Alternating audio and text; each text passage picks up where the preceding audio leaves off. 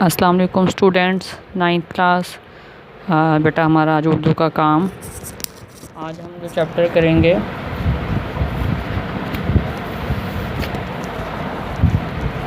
Page number है आपका 57 बेटा। इसमें हमारा जो चैप्टर है उसका नाम है लहू और कालीन। इस सबक को पढ़ने के मकासद क्या हैं? ठीक है, इस सबक को पढ़ने के मकासद बेटा ये हैं कि तलबा को उर्दू में संजीदा ड्रामों की रवायत से आगाह करना, तलबा को माशरे में मौजूद रियाकारदारों से रोशनास कराना, तहरीर के ज़रिए जज्बों के इजहार के सलीके से मुतारिफ़ कराना। बेटा इसमें एक ड्रामा पेश किया हुआ है कि स्टोरी की सूरत में।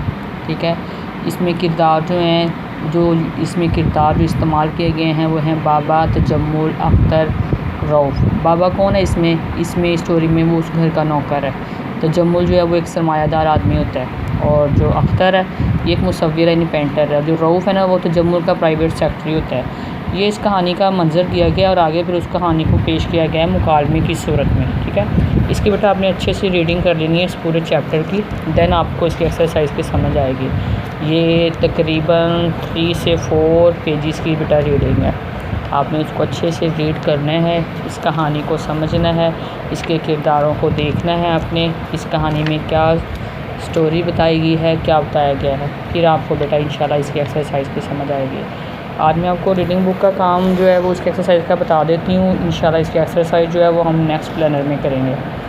तो इसके जो सवाल जो है मैं वो भी आपको बाद में सेंड करती हूँ। और आज हम पहले इसकी खाली जगह करेंगे, फिल इन दी ब्लैंक्स करेंगे। जजों ने तुम्हारी तस्वीर को डैश का मुस्तहिक करार दिया। ठीक है, किस चीज़ का? अव्वल इनाम का मुस्तहिक। यहाँ आएगा बेटा अव्वल इनाम का मुस्तहिक करार दिया। मैंने तफसील मालूम करने के लिए डैश को भेज दिया, रऊफ़ को। आप ऐसे इसकी रीडिंग पढ़ेंगे ना, खुद ब खुद आप इसकी फिल इन दी ब्लैंक्स को फिल कर सकते हैं।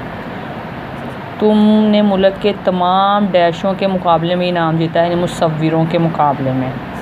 उसके बाद है तुम्हें मुबारकबाद देने शहर के मुअज़्ज़िज़ीन आ रहे हैं। यहाँ आएगा बेटा मुअज़्ज़िज़ीन आ रहे हैं। आगे है सुना है डैश पर कभी कभी डैश भी पढ़ते हैं, 800 पर कभी कभी दौरे भी पढ़ते हैं। मेरे डैश की बेहतरी इसी में है कि यहाँ से चला जाऊँ, यानी मेरे फ़न की। आपके डैश का डैश भी ज़मीन में बोस हो जाएगा, यानी आपके तसव्वुरात का शीशे महल भी ज़मीन में बोस हो जाएगा। ये बेटा फिल इन दी ब्लैंक्स आपने रीडिंग बुक की पहले आपने ट्रांसलेशन कर लेनी है, उसके बाद आपने ये रीडिंग बुक पे फिल इन दी ब्लैंक्स को फिल कर लेना है। इसकी एक्सरसाइज इंशाल्लाह मैं नेक्स्ट प्लान में आपको भेजूँगी।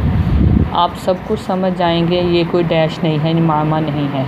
आज से 2 साल पहले मैं एक डैश गली के एक डैश खस्ता और डैश मकान में रहता था, यानी तंग और तारीक गली के खस्ता और बदनुमा मकान में रहता था।